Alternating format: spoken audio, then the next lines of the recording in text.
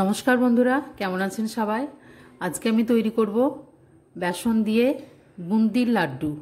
ঘরেই কিভাবে বুঁদিয়া তৈরি করে লাড্ডু তৈরি করা যায় সেই রেসিপিটি আজকে আমি আপনাদের সঙ্গে শেয়ার করব।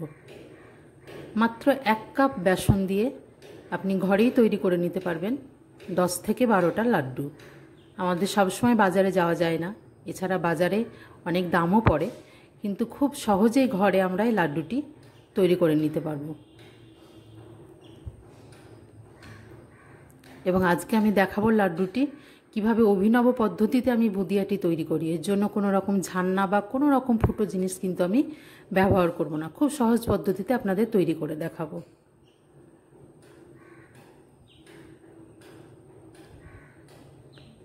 উপর থেকে আমি কিশমিশ এবং কিছু পেস্তা দিয়ে এখানে সাজিয়ে নিচ্ছি। তো চলুন দেখা যাক যে আমি এটা কিভাবে তৈরি করি।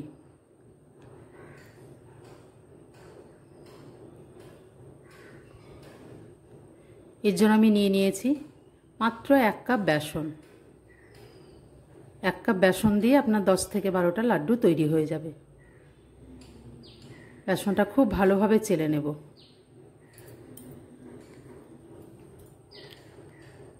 চেলে কিন্তু অবশ্যই নিতে হবে, নইলে ওর মধ্যে যে গুটলিগুলো থাকে সেগুলো কিন্তু রাখা যাবে না। আমি চেলে নিয়েছি। এবার আমি যে কাপের 1 কাপ বেসন নিয়েছিলাম সেই কাপেরই 1 কাপ জল নিয়ে নেব। খুব অল্প অল্প পরিমাণে ঢেলে একটা ব্যাটার তৈরি করব। পুরো জলটা এখানে ব্যবহার লাগবে না। প্রথমে অল্প জল ঢেলে এভাবে ভালোভাবে মিশিয়ে নিতে হবে।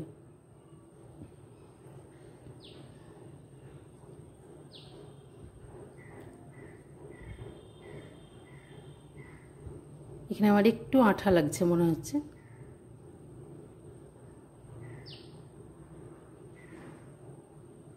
আর একটু 2 চামচ পরিমাণ জল দিয়ে ব্যাটারটা আমি তৈরি করে নিয়েছি।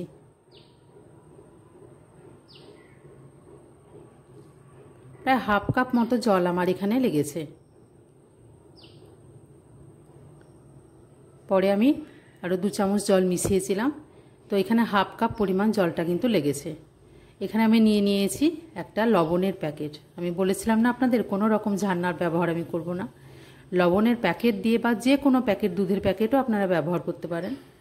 সেটা দিয়ে আজকে কিভাবে আমি বুঁদি তৈরি করি সেটা আপনাদের দেখাবো। সমস্ত ব্যাটারটা তার মধ্যে ঢেলে নিয়েছি।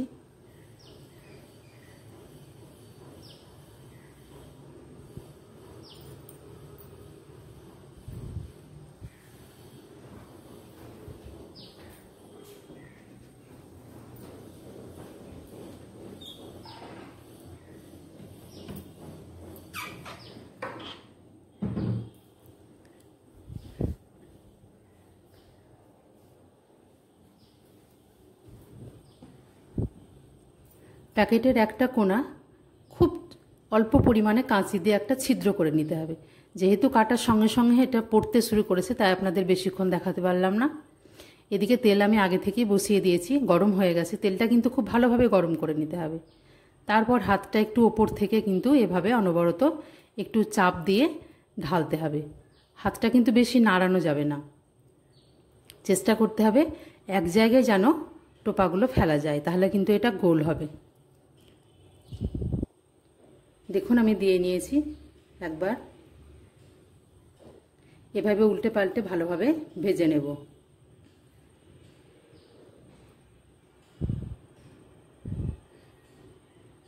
এভাবে একটু লাল হলে তবেই কিন্তু তুলতে হবে, নইলে কিন্তু কাঁচা থেকে যাবে। একটা বড় ছাঁকনির মধ্যে এটা নিয়ে নিচ্ছি যেন তেলটা ভালোভাবে ঝরে যায়।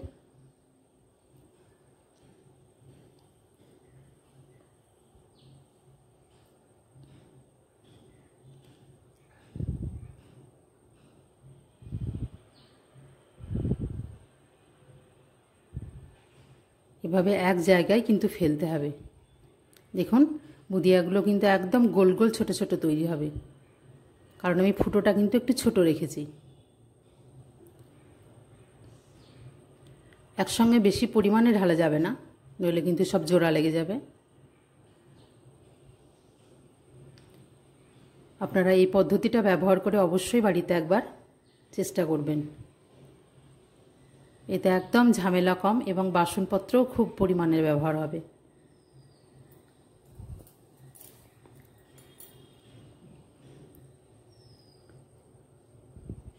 এগুলো আমার হয়ে গেছে।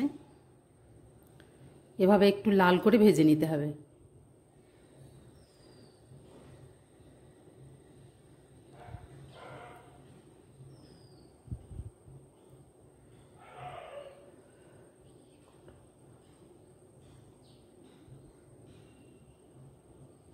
আমি সবগুলো এভাবে ভেজে নিয়েছি। এখানে আমি এবার রসটা তৈরি করে নেব।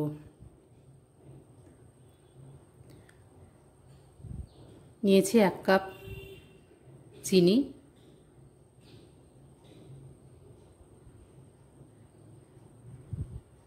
এবং ওই কাপেরই 2 কাপ জল।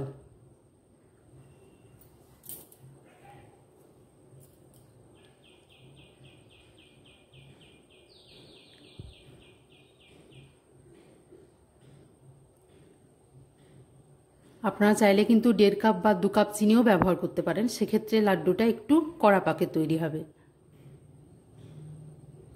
নিয়ে নিয়েছি একটু ফুড কালার, তাই ফুড কালারটা যেন ভালো কোয়ালিটির হয় সেদিকে খেয়াল রাখতে হবে।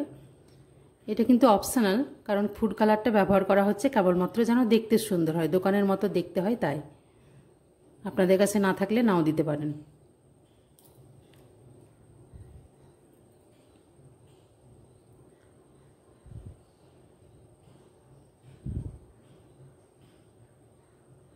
দিয়ে দেবো এখানে ভেজে রাখা সব বুদিয়াগুলো।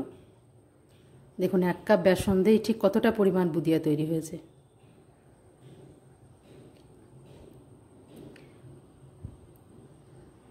খুব ভালোভাবে ভিজিয়ে নিতে হবে। একটু ফুটতে শুরু করলেই কিন্তু গ্যাসটা এখানে অফ করে দিতে হবে।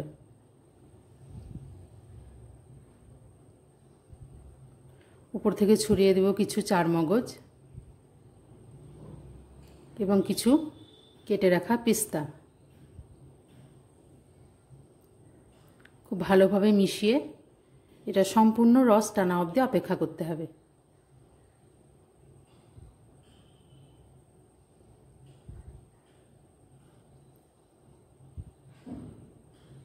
যদি কিছুটা রস পরিমাণে থেকে যায় তাহলে কিন্তু এটা গ্যাসে বসিয়ে রসটা ভালোভাবে মেরে নিতে হবে। দেখুন এখানে একটুখানি রস আছে, তো এটা আমি গ্যাসে আরেকবার বসিয়ে খুব ভালোভাবে রসটা সম্পূর্ণ কিন্তু মেরে দিতে হবে। ঠিক এইভাবে একটা আঠালোভাবে মতো করে নিয়ে আসতে হবে।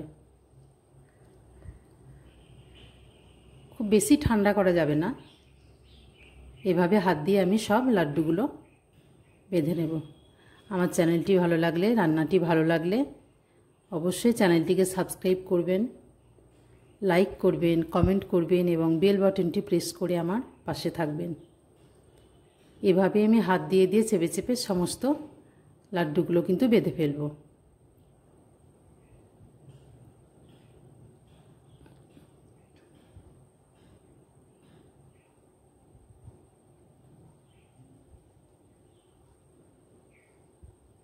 আপনারা এইভাবে লাড্ডুগুলো তৈরি করুন। সামনেই আসছে গণেশ পুজো, অবশ্যই ভগবানকে নিবেদন করুন।